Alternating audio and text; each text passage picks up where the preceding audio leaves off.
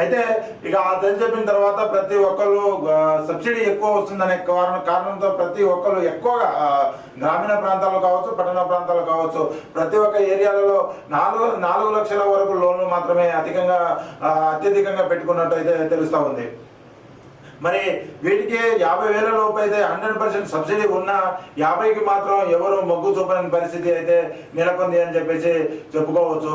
ఇక దీన్ని దాదాపుగా ఒక్కొక్క విలేజ్కి, ఒక్కొక్క గ్రామ పంచాయతీకి కొన్ని యూనిట్లుగా, అంటే 50,000కి 50,000 యూనిట్లు కొన్ని, తర్వాత 1,00,000 వరకు కొన్ని యూనిట్లు, ఆ తర్వాత 2 లక్షలకు 2 నుంచి 3 లక్షలకు కొన్ని యూనిట్లు, 3 నుంచి 4 లక్షల వరకు కొన్ని యూనిట్లు కేటాయించడం జరిగింది.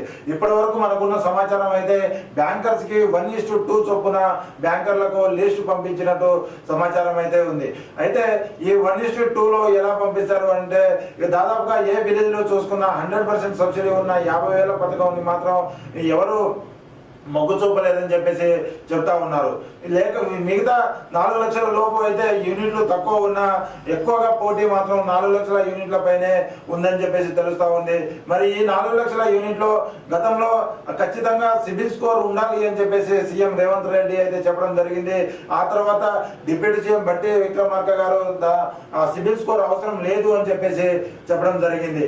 మరి ఇదే కోణంలో మరి రాజీవ్ యువ వికాస్ పథకం మరి సిబిల్ తో వెళ్తుందా, సిబిల్ స్కోర్ లేకుండా వెళ్తుందా అనేది తెలియాల్సి ఉంది. మరి ఈ 4 లక్షల లోన్లు 4 లక్షలు పెట్టుకున్న వాళ్ళకి దాదాపుగా 4 లక్షల ఒక వ్యక్తికి ఇచ్చే లోను అదే 50,000 పెట్టుకున్న వ్యక్తికి అయితే 4గురికి ఇవ్వచ్చు అనే యోచనలో ప్రభుత్వం ఆలోచిస్తున్నట్టు తెలుస్తా ఉంది. అయితే ఈ 4 లక్షలు ఎవరైతే పెట్టుకున్నారో వాళ్ళ లోన్లను మాత్రం ఎడిట్ ఆప్షన్ ఇచ్చి కుదించే అవకాశాలు ఉన్నట్టు అయితే తెలుస్తా ఉంది. మొత్తానికి ఇప్పుడున్న పరిస్థితి అయితే ఈ 4 లక్షలు ఉన్న వాళ్ళకి ఏ విధంగా సెలక్షన్ చేస్తారు, ఏ విధంగా చేస్తారు, మరి సిబిల్ బ్యాంకర్లకు పంపించిన విషయం తెలిసిందే. మరి బ్యాంకర్లకు పంపించిన తర్వాత సిబిల్ లేనప్పుడు ఇక బ్యాంకుకు పంపించాల్సిన అవసరం ఏముంది అని చెప్పేసి కొంతమంది అయితే ప్రశ్నిస్తూ ఉన్నారు. మరి బ్యాంకుకు పంపించిన తర్వాత ఆ సిబిల్ స్కోర్ని చూసే లోన్ ఇస్తారా, లేకపోతే వితౌట్ సిబిల్ స్కోర్ చూసి మరి మన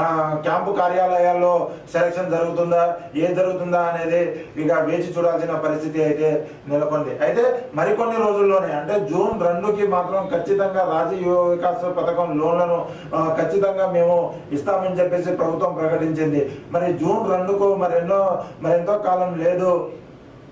దాదాపుగా ఇంకా 12 రోజులు మాత్రమే ఉన్నది. 12 రోజుల కాలంలో మరి లోన్ల విషయంలో ఏ విధంగా సెలక్షన్ జరగబోతుంది, ఏ విధంగా చేయబోతున్నారు అనేది వేచి చూడాల్సిన పరిస్థితి అయితే